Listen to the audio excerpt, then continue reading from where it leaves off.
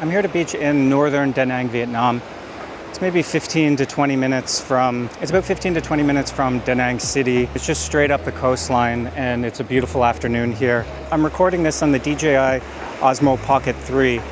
And you know, this thing's been out for a while. There's no point in me doing any review on it. But what DJI just did was they released new firmware. It allows for a 2x zoom whenever you're in normal color mode, normal picture mode. If you're like me and you shoot in D-Log-M or you shoot in HLG, it's not going to be available for you, and you're going to have to stick with the standard 2x zoom if you use the zoom at all. So I'm going to walk around, just take a few clips. This is going to be a really short video. I want to see if it's worth switching over to a normal color profile just to be able to have this flexibility of this 2x zoom.